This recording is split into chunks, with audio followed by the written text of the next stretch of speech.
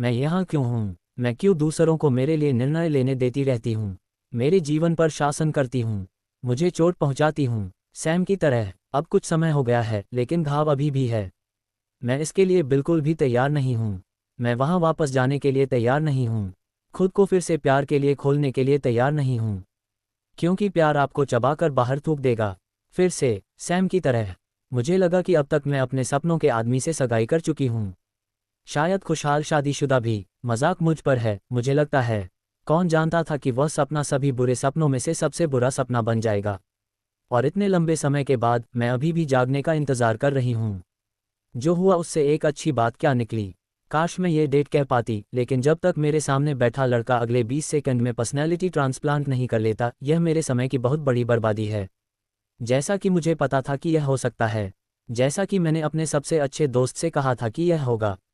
लेकिन क्या उसने मेरी बात सुनी? क्या इसने मुझे यहाँ रहने के लिए मजबूर करने से रोका? नहीं, उसकी नाक से निकलने वाली आवाज़ मुझे एक बुरी जगह से निकालकर दूसरी जगह ले जाती है। यह मज़ेदार है क्योंकि लोग इस खेल को पत्थर कागज़ कैंची का थोड़ा ज़्यादा जटिल रूप मानते हैं, लेकिन असल में ये शतरंज की तरह है। आपको एक टीम पूर्वावलोकन मिलता है और आपको ये निर्धारित करना होता है कि आपकी टीम दूसरे के साथ कैसे मेल खाती है, और आप कुछ आंकड़ों को नियंत्रित करते हैं। इसलिए ऐसे कई तरीके हैं जिनसे आप अपने प्रतिद्वंद्वी को पोकेमोन को ज़्यादा रक्षात्मक या तेज़ बनाकर या इसी तरह से कुछ करके हरा सकते हैं। पोकेमोन। मुझे पोकेमोन के बारे में बस इतना पता है कि एक प्यारा सा पीला चूहा है जो अपने गालों से बिजली गिराता है और उसकी आवाज़ रयान रेनॉल्ड्स की तरह है। क्या मुझे इसकी परवाह भी है? जाहिर है, इससे कोई फर्क नहीं पड़ता। उसे वैसे भी इस पर मेरे इनपुट की ज़रूरत नहीं है क्योंकि वह मेरी तरफ देखने के लिए भी नहीं रुकता। क्या आप जानते हैं कि पोकेमोन में गति एक महत्वपूर्ण आंकड़ा है? इसलिए उन्हें अपनी कमजोरियों में से एक को मात देने के लिए सही गति से प्रशिक्षित करना लड़ाई में एक बड़ा वरदान हो सकता है। वह अपनी बियर का घूंट लेता है, कम से कम एक सर्वश्रेष्ठ लड़ाई के लिए। अगर ये 3 में से सर्वश्रेष्ठ है, तो आपको बाद के खेल के लिए कुछ रहस्यों को संरक्षित करना चाहिए यदि आपको लगता है कि इससे आपको ऊपरी हाथ मिलेगा। गति की बात करें तो मुझे विश्वास नहीं होता कि मैंने इसके लिए तैयार होने में 3 घंटे बिताए। कैसी मेरा बहुत बड़ा ऋणी है, और ऐसा लगता है जैसे मैं हमेशा से यहाँ हूँ। मैं अपने फ़ोन को देखता हूँ। 8 बजने में 2 मिनट बाकी हैं। इस तारीख को लगभग 1 घंटा हो गया है और मैं पहले मिनट से ही इसके खत्म होने के लिए तैयार हूँ। और अब नए गेम में टेरा नाम की एक चीज़ है जहां आप लड़ाई के बीच में अपने पोकेमोन की टाइपिंग बदल सकते हैं। आप इसे हर लड़ाई में सिर्फ एक बार ही कर सकते हैं, लेकिन अगर आपके पास कोई ऐसा पोकेमोन है जो शायद किसी परिचाल के लिए क्वाड कमज़ोर हो और फिर उसके पास टेरा स्टील हो, तो वह अचानक परिचालों का विरोध करता है। मैं मुस्कुराता हूँ और आह भरता हूँ। काश मेरे पास टेरा चीज़ या यहाँ तक कि कोई परिचाल होती। जो भी हो, तो मैं यहाँ से उड़ सकता या हवा में उड़ सकता। ओह, मैं अपना फ़ोन चेक करता हूँ। फिर से, चलो, समय क्यों रुका हुआ है? मेरी सबसे अच्छी दोस्त कैसी ही कारण है कि मैं इस घटिया डेट पर हूँ और उसे इस डील को निभाना चाहिए और मुझे 1 मिनट और 43 सेकंड में बाहर निकलने का मौका देना चाहिए। उसने वादा किया। फिर उसने मुझे ये भी आश्वासन दिया कि वह लड़का अच्छा है और हमारे बीच बहुत कुछ समान है। अब तक वह मेरी बहुत कम उम्मीदों पर खरा नहीं उतर रहा है। कोई बात नहीं, मैं 1 मिनट और 36 सेकंड तक टिक सकता हूँ। भगवान, हाल ही में मुझे वीजिंग बहुत पसंद आया। उसे पिछली पीढ़ी में न्यूट्रलाइजिंग गैस नामक एक नई क्षमता मिली है जो मैदान पर मौजूद सभी अन्य पोकेमोन की क्षमताओं को हटा देती है। तो आप अपने प्रतिद्वंद्वी से कुछ लाभकारी क्षमताओं को नकार सकते हैं, या अपनी तरफ से कुछ नकारात्मक क्षमताओं को नकार सकते हैं। उसकी मुस्कान सिर्फ उसके लिए है। ओब्रीपोन भी है। वह प्यारी है और मुखौटा पहनती है लेकिन बहुत शक्तिशाली है। उसके आंकड़े वाकई बहुत अच्छे हैं और उसकी क्षमता और टाइपिंग इस आधार पर बदलती है कि वह कौन सा मुखौटा पहनती है। सांस लें, आपके पास सिर्फ। मेरी नज़र फिर से मेरे फ़ोन पर जाती है और मुझे कराहना पड़ता है। ऐसा कैसे है कि अभी भी 1 मिनट और 18 सेकंड बाकी हैं? इस चीज़ को तोड़ना होगा। समय इतना धीरे धीरे नहीं चल सकता। क्या मैं उन जादुई मुखौटों में से एक पहन सकता हूँ और यहाँ से टेलीपोर्ट कर सकता हूँ? या शायद उसे वापस वहीं भेज दूँ जहाँ से वह आया था। 2016 में जब मैं टूर्नामेंट में था, तो मैं यह अनुमान लगाने में सक्षम था कि अगर कोई खास पोकेमोन हार जाता है तो मैं कैसे हार सकता हूँ। इसलिए भले ही मैं एक पोकेमोन पर जाने वाला था, मैं उस क्षमता को बनाए रखने में सक्षम था क्योंकि उस साल मौसम नियंत्रण सबसे बड़ी चीज़ थी। और चूंकि मैंने उस पोकेमोन को बचाए रखा, इसलिए मैं उस स्थिति में पहुंच गया जहां मैं अभी भी गेम 1 बनाम 2 जीत गया क्योंकि मैंने मौसम युद्ध जीत लिया था। ओह, ये सुनने में अच्छा लग रहा है। मुझे नहीं पता कि इस वाक्य को कैसे पूरा करूं, इसलिए मैं बार के चारों ओर नज़र घुमाता हूं। क्या यहाँ कहीं कोई घड़ी है? मुझे कोई घड़ी नहीं मिल रही है। तो उस समय बड़े पोकेमोन क्योग्रे, ग्राउडन और रेक्वाजा थे और उन सभी में मेगा इवोल्व करने की क्षमता थी।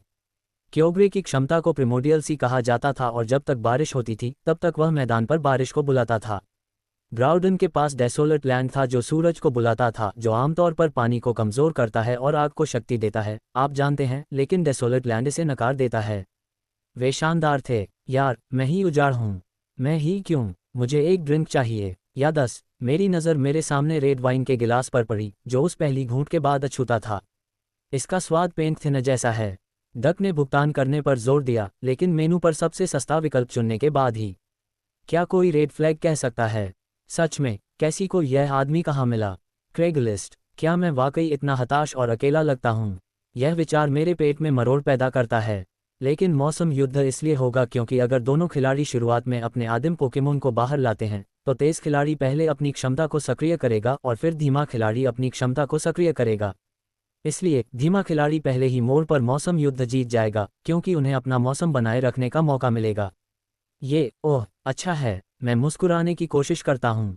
27 सेकंड और। जब भी तुम तैयार हो कैसी। मैं बुदबुदाता हूँ, एक लंबी सांस छोड़ते हुए। बार के चारों ओर नज़र घुमाते हुए मैं दर्जनों खुश जोड़ों को कॉकटेल पीते और एक दूसरे पर हाथ फिराते हुए देख सकता हूँ, इस बात की परवाह किए बिना कि वे भीड़ भरे बार के बीच में हैं। क्योंकि जब आप प्यार में होते हैं तो बाकी दुनिया गायब हो जाती है। मुझे लगा कि सैम के साथ भी ऐसा ही है।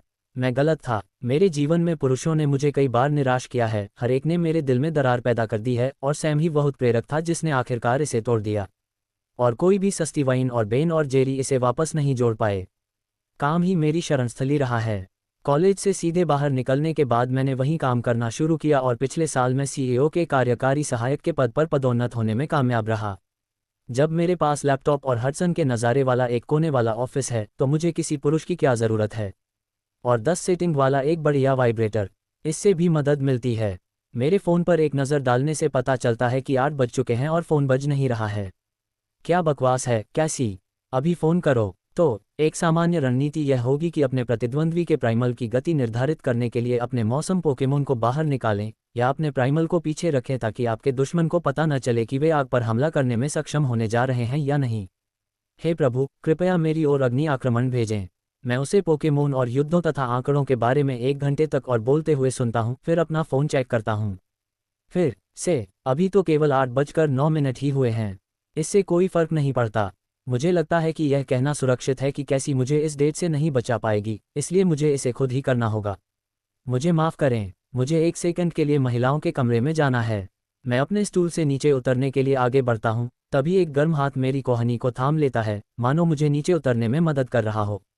झटके से मैं अपने कंधे के ऊपर देखने के लिए मुड़ता हूँ। मेरी नज़र उस सबसे खूबसूरत आदमी पर पड़ती है जिसे मैंने कभी देखा है। बाधा डालने के लिए माफ़ करें।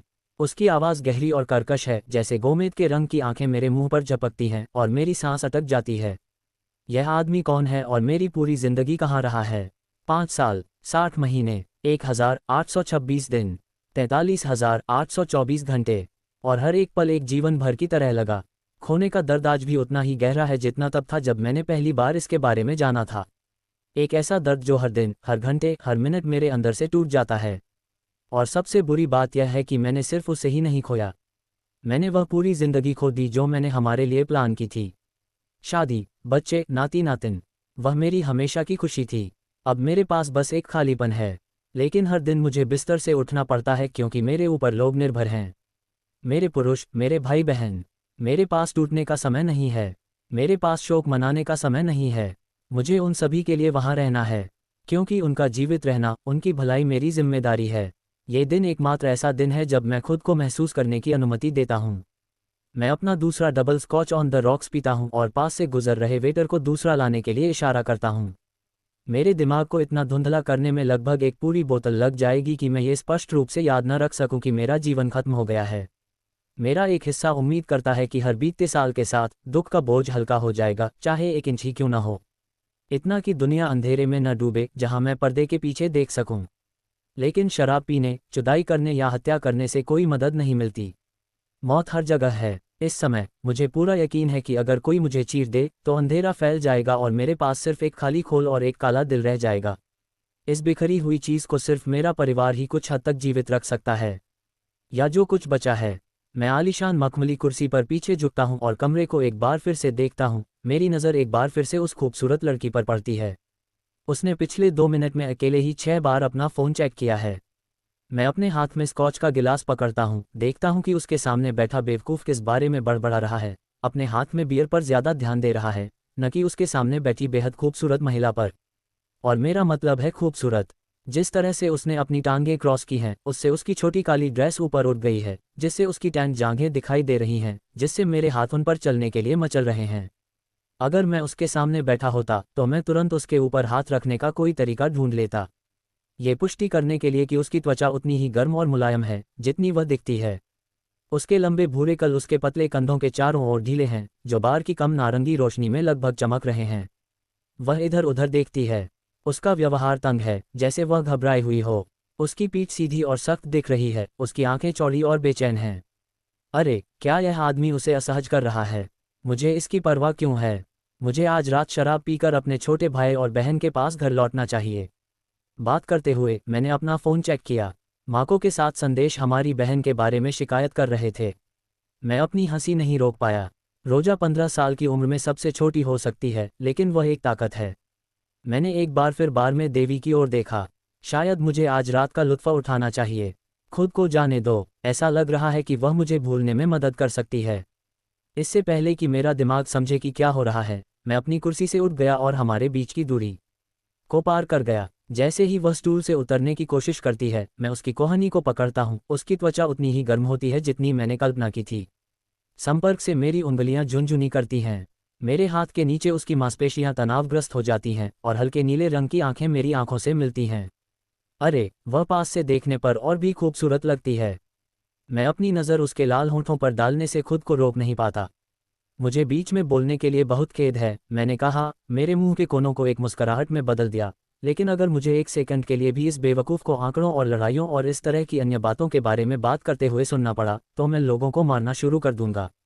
महिला घबराई हुई हंसी निकालती है, अपने साथी की तरफ देखती है। मैं थोड़ा और करीब झुकता हूं जब तक कि उसका परफ्यूम मेरी नाक पर नहीं लग जाता और मैं कराह उठता हूं। वेनिला और ऑरेंज ब्लॉसम, स्वादिष्ट, बिल्कुल उसके जैसा। वैसे तुम उस ड्रेस में कमाल की लग रही हो। मैंने अपनी आंखों से उसे पूरी तरह से देखा, जिस तरह से उसके कपड़े उसके कर्व्स को ढंक रहे थे। उसकी पीली नीली आंखें चौड़ी हो जाती हैं और वह मुस्कुराहट छिपा लेती है, जबकि उसका साथी अपने पैरों पर कूद पड़ता है। अरे, तुम उससे इस तरह बात नहीं कर सकते, वह गुर्राता है, मुठ्ठियां भींचता है और मुझसे भिड़ जाता है। हम एक बकवास डेट के बीच में हैं, यार। मैंने एक लंबी सांस छोड़ी, अपनी आंखों को एक बार फिर उस कामुक मुंह पर टिकाया, फिर उस कमीने का सामना किया, जो सोचता है कि उसके पास मेरे खिलाफ एक मौका है। मैंने उपहास किया, क्या तुम हो ये गेमर लड़का जो दिखने में ऐसा लगता है कि वह अभी किशोरावस्था से बाहर निकला है, मेरे 6 फुट 4 इंच से कम आधा फुट छोटा है। ये सबसे दयनीय है, क्योंकि जैसा कि मैं देख रहा हूं, तुम इतने आत्मकेंद्रित हो गए हो कि तुमने उससे उसके जीवन या रुचियों के बारे में एक भी सवाल नहीं पूछा है। मैंने कंधे उचकाए। अगर तुम अपने बारे में खुद से बात करके इतने खुश हो, तो हमें तुम्हें रोकने मत दो, लेकिन वह महिला तारीफ की हकदार है और एक वास्तविक बातचीत का हिस्सा बनने की हकदार है। वह चेहरे पर लाली लिए हुए बड़बड़ाता है, लेकिन कोई शब्द नहीं निकलता। मैं अपना सिर हिलाता हूँ। कोई आश्चर्य नहीं कि तुम अभी भी अपने माता पिता के साथ रह रहे हो, डक। वह पलक झपकाता है, हाँफता है। मैं उसे अनदेखा करता हूँ। मैं यहाँ देवी के लिए हूँ, उसके लिए नहीं। मैं उसकी ओर पीट करके उसकी बर्फीली नीली आंखों में खो जाता हूँ। तुम्हारा नाम क्या है, जाने मन? एल लीला, तुमसे मिलकर खुशी हुई। मैं उसका हाथ पकड़ता हूँ और उसे अपने होठों तक ले आता हूँ। मैं उसकी चिकनी त्वचा पर अपने होठों को दबाते हुए उसकी सांसों के रुकने का आनंद लेता हूँ। मैं आंद्रे हूँ। मैं ये देखने से नहीं चूकता कि मेरे स्पर्श से उसकी नंगी बाहों में किस तरह से रोंगटे खड़े हो जाते हैं। डक का हाथ मेरे कंधे पर आ जाता है। क्या बकवास है। मैं उसके पास एक और शब्द बोलने का मौका भी नहीं मिलने देता, उससे पहले ही मैं उसकी शर्ट पकड़कर उसे बार पर पटक देता हूँ। अगर मैं तुम्हारी जगह होता तो मैं ऐसा नहीं करता। और ऐसा क्यों? उसकी आंखें चुनौती से चमक उठती हैं। क्योंकि यह जगह मेरी है और अगर तुम पीछे नहीं हटे तो मैं तुम्हें बाहर फेंक दूंगा। डक ने आंखें घुमाते हुए उपहास किया। ये बकवास है, तुम झूठ बोल रही हो। क्या ये तुम्हें बकवास लग रहा है, लीला? मैंने उसकी तरफ देखा। लीला की आंखें चौड़ी हो गई हैं और वह डक और मेरे बीच नज़रें मिला रही है, लेकिन वह अपना सिर हिला रही है। वह मेरी डेट है, वह मुठ्ठियां भींचते हुए, हर जगह थूक उड़ते हुए गुस्से से कहता है। था, वह तुम्हारी डेट थी। तुमने अपना मौका खो दिया जब तुमने ऐसा व्यवहार किया जैसे कि उसके होने से कोई फर्क नहीं पड़ता। वह इससे बेहतर की हकदार है, इसलिए अब वह मेरी डेट है। लीला की ओर देखते हुए डक की आंखें चमक उठती हैं और मैं हंसता हूँ।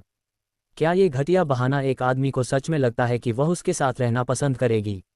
तुम्हारा आउट किस समय कॉल करने वाला था? मैंने लीला से अपने कंधे के ऊपर से पूछा। उसकी बर्फीली नीली आंखें चौड़ी हो गईं। माफ़ करना, तुम पूरी डेट के दौरान अपने उस फ़ोन को देखती रही। मैं मुस्कुराया। नहीं, डक ने इस पर ध्यान दिया होगा। मुझे लगता है कि तुम किसी के कॉल का इंतज़ार कर रही हो। एक कॉल जिसमें तुम्हें एक आपातकालीन स्थिति के बारे में पता चलेगा जो दुख की बात है कि तुम्हारी डेट को छोटा कर देगी। तो फिर से किस समय? वह शर्मा गई, अपने होंठ काटती हुई, आंखें मेरी छाती पर गिर गईं। मुझे ये थोड़ा ज़्यादा पसंद आया। 8 वह अपनी सांसों में बुदबुदाती है। मैं सिर हिलाते हुए हंसता हूँ। मुझे लगता है कि अब समय आ गया है कि तुम्हें कुछ अच्छे दोस्त मिल जाएं। एक मुस्कान की छाया उसके रूखे होठों को और भी आकर्षक बना देती है। मैं अपनी आंखें उससे हटाता हूं और उन्हें डक पर केंद्रित करता हूं, जबकि मैं उसकी शर्ट पर अपनी पकड़ मजबूत करता हूं। उसे कसकर पकड़ते हुए और दरवाजे की ओर मुड़ते हुए मैं उसे बाहर की ओर खींचना शुरू करता हूं। अब मुझे लगता है कि अब समय आ गया है कि तुम लीला और मुझे हमारी डेट पर छोड़ दो। मैं लीला की ओर देखता हूं जो स्पष्ट रूप से डक को मुझे दूर भगाने की कोशिश करते हुए देखकर हंसने से बचने की कोशिश कर रही है। मैं अभी वापस आऊंगा प्रिय, मैं यहीं रहूंगा। उसकी आंखें मेरे शरीर पर घूमती हैं और जहां भी वह छूती है वह मेरी त्वचा पर आग की लपटें छोड़ देती है। मैं अपने चेहरे पर फैली जंगली मुस्कान को रोक नहीं सकता। मेरे हाथों को थामे हुए वह अपना संतुलन खोने से बचने की कोशिश कर रहा था। डक ने दरवाजे तक पहुंचने पर ज्यादा विरोध नहीं किया। जेरी, मेरा एक आदमी, दरवाजे के ठीक बाहर इंतजार कर रहा था। जब उसने मुझे देखा तो उसने अपनी बाहें फैलाईं और मेरी तरफ देखकर मुस्कुराया। ओह, अरे बॉस, कचरा बाहर निकाल रहे हो? हाँ, क्या तुम इसे संभालना चाहोगे? मैं नहीं रुक सकता। बार में एक खूबसूरत महिला मेरा इंतजार कर रही है। जरूर बॉस, मैंने डक को जेरी की तरफ फेंका। अपनी रात का मजा लो बेवकूफ। जैसे ही मैं भीड़ भरे बार में वापस जाता हूँ, लीला को मेरा इंतजार करते हुए देखकर मेरी सांस अटक जाती है। उसकी उंगली उसके वाइन ग्लास के किनारे पर घूम रही होती है। मैं तुरंत कल्पना करता हूं कि जब मैं उसे चोदता हूं तो उसके लाल नाखून मेरी पीठ में गड़ जाते हैं और मुझे उसके सामने खाली स्टूल के पास पहुंचते समय खुद को सावधानी से समायोजित करना पड़ता है। इसके लिए माफ़ करें, मैं बार के सहारे झुक जाता हूं। ये बहुत मनोरंजक था, वह कहती है। आगे बढ़ने के लिए धन्यवाद। मुझे नहीं लगता कि मैं उसके खेलों के बारे में 1 मिनट और सुन सकता था। ठीक है, मैं कहूँगा कि पुरुषों के बारे में आपकी पसंद बहुत खराब है, लेकिन मुझे उम्मीद है कि आप अगले 5 मिनट में मुझे गलत साबित कर देंगे। ओह, सच में? क्यों ना हम कुछ बेहतर पीने के साथ शुरुआत करें? लीला अपनी भौहें ऊपर उठाती है, लेकिन जब मैं एक वेटर को इशारा करता हूं और डॉन पेरिग्नन की एक बोतल और एक निजी बूथ मांगता हूं तो वह काफ़ी संतुष्ट लगती है। क्या ये सिर्फ इसलिए है क्योंकि यह जगह तुम्हारी है? मैं उसका हाथ थामता हूं और उसे स्टूल से नीचे उतरने में मदद करता हूं। उसका हाथ नहीं जाने देता और हम दोनों को बार के पार पीछे की ओर बूथ की दीवार की ओर ले जाता हूं। ओह, ये जगह मेरी नहीं है। क्या? लेकिन तुमने कहा था। लीला भौहें सिकोड़ती है। यह एक छोटा सा झूठ है, कोई बड़ी बात नहीं है। मैं मुस्कुराता हूँ। मुझे तुम्हारे छोटे दोस्त को लड़ाई शुरू करने से रोकने के लिए कुछ कहना था जिसे वह जीत नहीं सकता। हम नहीं चाहते कि किसी को चोट लगे, है ना? लीला अपना सिर हिलाती है, उसके चेहरे पर मुस्कान फैल जाती है और वह चमड़े की सीट पर फिसलती है। मैं भी उसके पीछे चलता हूँ। बर्फ पर रखी शैंपेन की एक बोतल पहले से ही हमारे लिए इंतजार कर रही है और मैं हम दोनों के लिए एक गिलास भरता हूँ। ठीक है, यह ज़्यादा पसंद है। वह गिलास को अपने होठों तक ले जाती है। तो आंद्रे, अगर तुम्हें बुरा न लगे तो मैं पूछूं, चून की बार तुम्हारा नहीं है तो तुम काम के लिए क्या करते हो? मेरी उंगलियां कई कामों में लगी हैं, ऐसा कह सकते हैं, जिनमें से मैं अभी कुछ भी साझा करने को तैयार नहीं हूं। मैं केवल कल्पना ही कर सकती हूं। लीला मुस्कुराती है। ओह हाँ, यह अच्छा रहेगा। अच्छा, या तो तुम मॉडल हो। मैं उसके अनुमान पर अपना सिर हिलाते हुए हंसता हूँ। नहीं, बिल्कुल भी नहीं। मैं हंसता हूँ। अच्छा, तो मेरे पास 2 अन्य अनुमान बचते हैं। मुझे मारो, जाने मन। तो यह वित्त भाई और माफिया बॉस के बीच टॉस है। मैं नकली खर्राटे लेता हूँ, लेकिन मेरी मांसपेशियां तनावग्रस्त हो जाती हैं। दोनों गलत हैं। ओह, तो फिर क्या? मेरी एक बहुत बहुत अमीर शुगर मम्मी है। मैं अपनी आवाज़ को हल्का रखने की कोशिश करता हूँ, भले ही मेरा दिल मेरी छाती में धड़क रहा हो। लीला अपना सिर पीछे फेंकती है और हंसती है, उसकी मुस्कान चौड़ी और सच्ची है। अच्छा खेला। वह हंसती है, अपने घुटने को मेरे घुटने से टकराती है। मेरा शरीर आराम करने लगता है। मेरा काम बहुत हद तक जानने की ज़रूरत पर आधारित है, और इस तथ्य को देखते हुए कि आज रात के बाद लीला सिर्फ एक प्यारी याद बनकर रह जाएगी, मैं अपने जीवन के उस दरवाजे को मजबूती से बंद रखूंगा। तो मुझे बताओ, क्या यह एक साजिश थी? मैं नहीं चाहता कि वह मुझ पर ध्यान दे, इसलिए सबसे अच्छा तरीका है कि कहीं और रोशनी डाली जाए। क्या तुम जानबूझकर जगह बर्बाद कर रहे थे ताकि किसी ऐसे व्यक्ति से बचाए जा सको जो वास्तव में तुम्हारे समय के लायक हो? मैं बूथ में उसके करीब पहुंच गया, मेरा घुटना उसके घुटने से टकराया, हमारे शरीर एक दूसरे की ओर झुके हुए थे। तुमने मुझे पकड़ लिया, वह मुस्कुराई, फिर अपना सिर हिलाया। नहीं, पूरी गंभीरता से, मैं 1 साल पहले एक बहुत बुरे ब्रेकअप से गुजरा था, और मेरी सबसे अच्छी दोस्त मुझे काम और घर की एक ही जगह पर अटके रहने से थक गई थी। उसने सोचा कि अब समय आ गया है कि मैं फिर से उस जगह पर आ जाऊं, इसलिए उसने मुझे उस कमीने के साथ सेट कर दिया। मैं हंसा। अगर उसने जानबूझकर तुम्हें उस हारे हुए आदमी के साथ सेट किया है तो उसे तुरंत किसी परिचित के रूप में पदावनत कर दिया जाना चाहिए। और वह नाम मर चुका है, बस आपकी जानकारी के लिए। ओह, वह मेरे लिए मर चुकी है। मैं और जोर से हंसा। लीला में एक सहजता है जो मुझे मदहोश कर रही है। तुम्हारे एक्स के साथ क्या हुआ? अगर तुम्हें बुरा न लगे तो मैं पूछूंगा। मैंने अपना बायां हाथ बूथ के पीछे टिका दिया, मेरी उंगलियां लीला के मुलायम बालों में उलझी हुई थीं, बेकार में उनके बालों से खेल रही थीं। हर स्पर्श मुझे और अधिक सुकून देता है, और मैं अब पहले से बेहतर महसूस कर रही हूँ। मुझे ये भी नहीं पता कि कब से उसने मुझे धोखा दिया। वह भरती है, मेरे एक दोस्त के साथ। मैं चुप रहती हूँ, इसलिए नहीं कि मेरे पास उसके लिए शब्द नहीं हैं, बल्कि इसलिए कि मेरे पास जो शब्द हैं वे अभी मददगार नहीं हैं। कोई भी योग्य पुरुष कभी किसी महिला को धोखा नहीं देगा, कोई भी महिला, लेकिन खास तौर पर वह जो मेरे बगल में बैठी है। वह अपनी ड्रेस के हेम से खेलती है, उसका चेहरा गंभीर है। इसने वास्तव में मेरे आत्मविश्वास को हिला दिया। मेरा मतलब है, मेरे साथ क्या गलत है कि मैं पर्याप्त नहीं थी, तुम्हें पता है। इसके अलावा, उस दर्द से गुजरने के बाद मुझे डेट पर जाने के बारे में सोचने में भी इतना समय लगा। मेरा खून खौल रहा है। उसके साथ कुछ भी गलत नहीं है और इस कमीने ने उसे कमतर महसूस कराया। अगर मुझे पता होता कि यह आदमी कौन है तो मैं उससे बहुत दर्दनाक मुलाकात करती। मुझे खेद है कि तुम्हें उस दौर से गुजरना पड़ा। वह मूर्ख है जो सोचता है कि वह तुमसे बेहतर कर सकता है। मैं अपनी उंगली उसके गाल पर फिराता हूं और उसके बालों को उसके कान के पीछे ले जाता हूं। वह तुरंत मेरे स्पर्श में झुक जाती है, उसके होंठ थोड़े खुल जाते हैं। मेरा चेहरा उसके चेहरे के करीब आ जाता है। क्योंकि तुम सबसे खूबसूरत महिला हो जिसे मैंने कभी देखा है। लीला अपनी आंखें घुमाती है, लेकिन जिस तरह से उसके गाल गर्म होते हैं और उसकी छाती पर लाली छा जाती है, मुझे पता है कि उसे जो सुनना पसंद है। और अगर डिक डिक और उसका धोखेबाज बॉयफ्रेंड उसका मानक है तो उसे बुरी तरह से बताया जाना चाहिए। क्या तुम हमेशा इतने आगे बढ़ते हो, आंद्रे? वह अपनी भौहें उठाती है। अगर उसके होठों पर मेरा नाम सुनकर मेरा लंड मेरी पैंट में फड़कने न लगे तो क्या होगा? मैं बस ईमानदार हो रहा हूँ, प्रिय, मैंने कहा। और मेरा विश्वास करो, यह आगे बढ़ने जैसा नहीं है। नहीं, नहीं, मैं आगे झुकता हूँ। मेरा दाहिना हाथ अभी भी उसके बालों में उलझा हुआ है और मैं अपना बायां हाथ उसकी कमर पर ले जाता हूँ, धीरे से दबाता हूँ। क्या तुम चाहोगी कि मैं और आगे हो जाऊं? उसकी सांस अटक जाती है और मेरा मुंह फड़कने लगता है। मैं उसकी छाती पर नजर डालता हूं, उसके स्तनों की सूजन का आनंद लेता हूं जो हर सांस के साथ ऊपर नीचे होते हैं।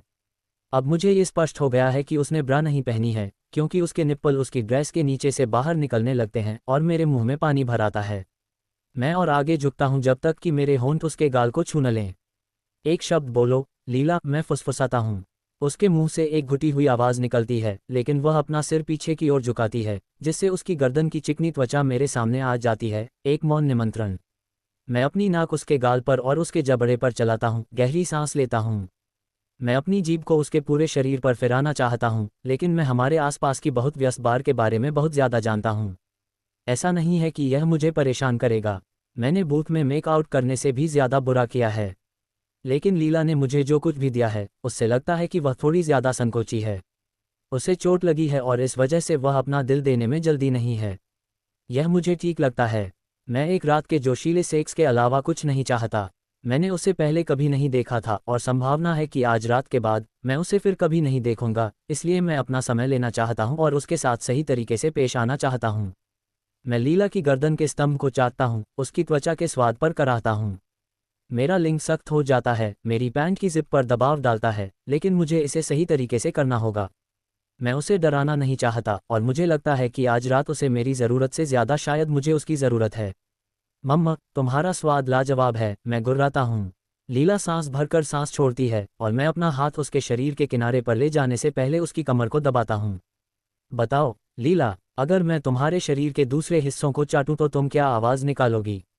आंद्रे, वह सांस लेती है। मैं मुस्कुराता हूँ और फिर उसकी गर्दन पर एक चुंबन दबाता हूँ।